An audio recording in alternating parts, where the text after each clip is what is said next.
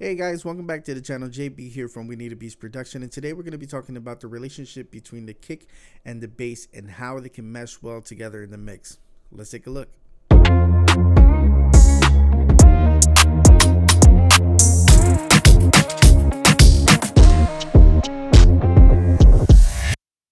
Alright, so one of the first things we want to look at is sound selection, right?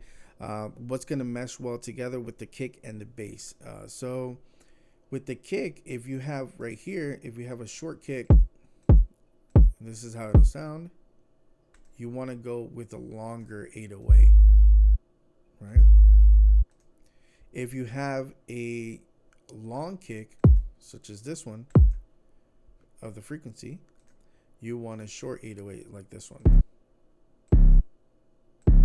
right? It's just going to mesh well together and not combating each other in the mix. Okay, so now that we have the match, the long kick with the shorter 808s and the shorter 808s with the long kick, we can look at the frequency to check out if reverse polarity is going to help us give it a little bit more punch in the mix, right? So we have this kick here and the long 808. So this is a short kick with the long 808. You want to look at the wavelengths here, right? So when you look at them together, you can see that they almost cancel each other out. So you want to switch the polarity, and to look at which one you want to choose is if you want the kick to be more out, then look at the kick.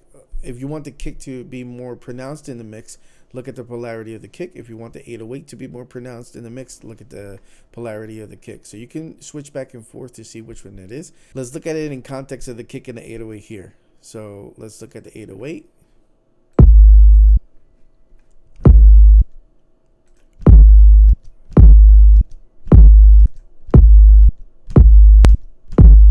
So you can see if we reverse the polarity there, it brings out the kick a little bit more. Let's see what happens if we do it with the kick. Again, right? It brings it out. So you can choose which or the other one you want to do. They're just going to be the opposite polar of each, meaning the opposite is the negative side of it. So if you look at these sticks together, they almost line up pretty well. So let's line them up. Let's line it up. Let's see what it looks like. Right? So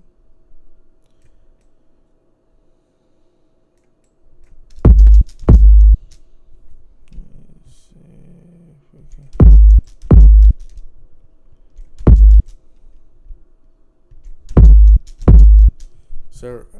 So if you can see them lined up here, it's going to cause some phase issues there. So if you switch it, they're going to be back together. Okay. So let's look at the other 808 and the kick here.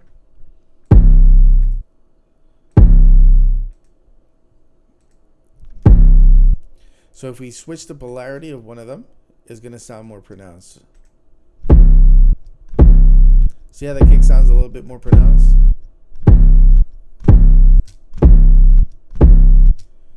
So when looking at reverse polarity, you want to see what you want to be more pronounced in the mix, whether it's the kick and the 808. Play around with the reverse polarity and see what's going to give you a little bit more punch. Try it out. All right, so let's say you have the kick in the playlist here. There's another way that you can look at polarity while you're in the playlist. Let's say you routed the kick to the mixer here. You also routed the bass here. You can also look at the polarity here.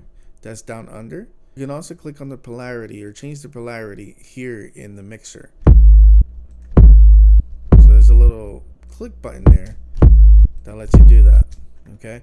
Now we looked at the polarity. We looked at the selection of the kick and the bass. How do we get the side ducking in the mix? One way of doing that is, let's say you have the kick here. You want to you click on the kick, go to the bottom, and it says side chain to this track. You want to click that. Okay. Once it's there, you want to add a Fruity P controller to the kick. So there's the Fruity P controller. And then what you want to do for the kick, if you want to do the whole, if you want to duck the whole bass, you want to go into the volume knob here, right click it, and link to controller. Once it's linked to the controller, you go to Fruity Peak here. See that it's already going. You can already see that it's the Fruity Peak controller is on the kick bus. So then what we want to do is we want to control the peak. So we click the peak, invert it. There's a little knob here that says invert it. Click accept, and then you'll see that it'll go up, right? Well, that is ducking, but it's up.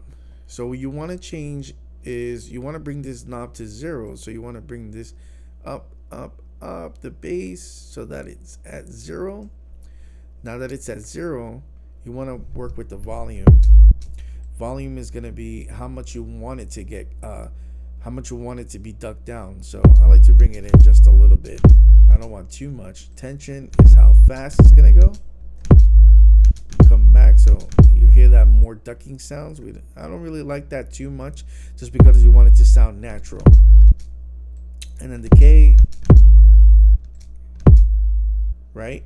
How long you want it to duck. So we don't want that to be too much. We want to look at it in retrospect to the song, right? We want it to be fast, so it can cut through the mix. Okay.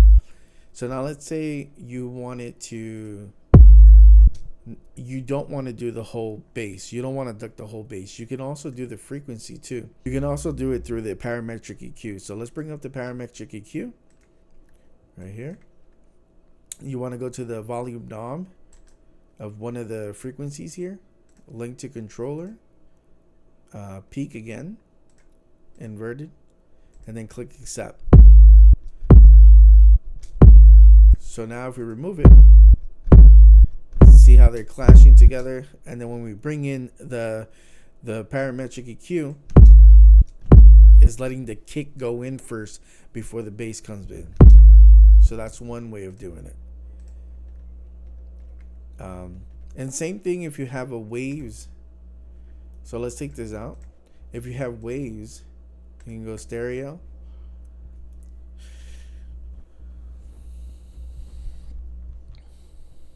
You can do the same thing with waves.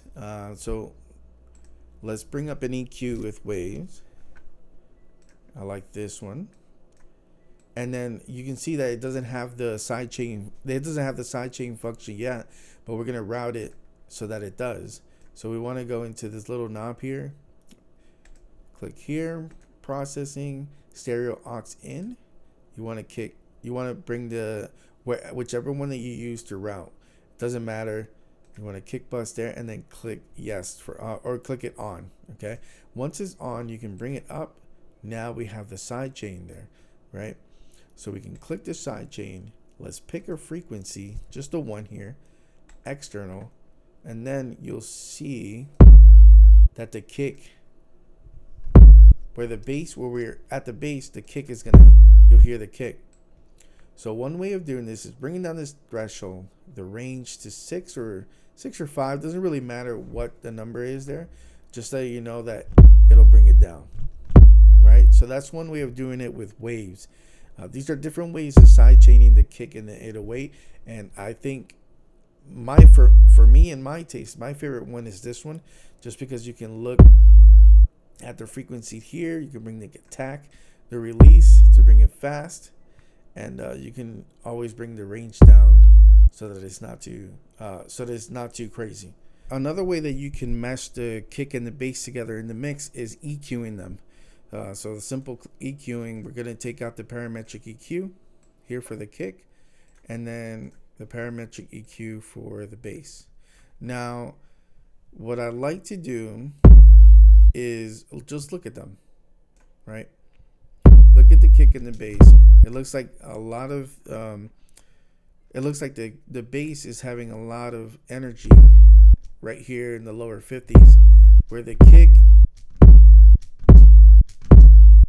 it looks like the frequency that we want is at around 100 to 80 hertz here. Okay. So what I like to do is cut off the lower end here, not too much, because then it'll cause phase issues, but just to bring it down just a little bit on both. Then whatever we add to the kick, we want to reverse it with the 808, right? So let's see. Let's say we want to bring in the energy there. We'll do 2 to 3.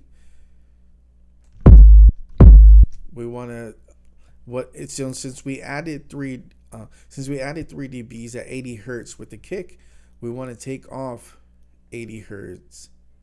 We want to take off 2 to 3 dBs 80 hertz on the kick on the 808. So we want to take off negative 3 dB. Since we added 3 dBs to the kick, since we added 3 dBs at 80 hertz to the kick, we want to bring down or subtract negative 3 dBs of the 808. So now they'll sound great together. You see, so if I take it off, if I take off the subtractant of the 808, it sounds like they're clashing, right? And if I bring it in, it sounds like they gel together, right? And then a lot of times you want to take out the 400 hertz of the kick to make it sound cleaner. And then the 808s, that's when you can bring it up. That's the frequency we want in the 808. So with simple EQ, you can take the kick and the 808 and mesh them well together in the mix. Now what I would try to do, the next thing that I would try to do is the sound selection and see what frequencies are taking the low, mid, and high frequencies. And that'll help you make better decisions for the mix.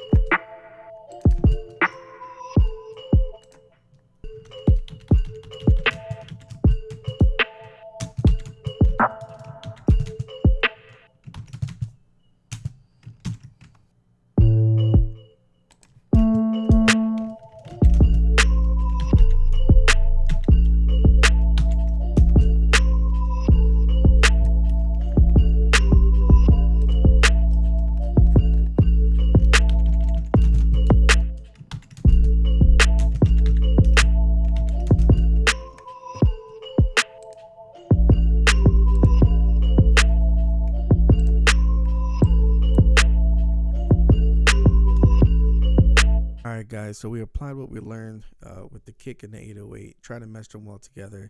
We made a little bit of a beat here, so let's see what we did. Let's see what we got.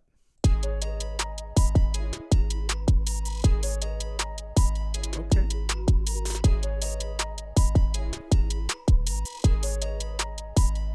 That's fire. So there you have it, guys. Everything you need to know about the kick and the bass. I know there's going to be a lot more videos that I can teach you guys about them. Drop in the comments what you guys would like to learn about more. Please follow, like, and subscribe, and I'll see you guys on the next one. See you then.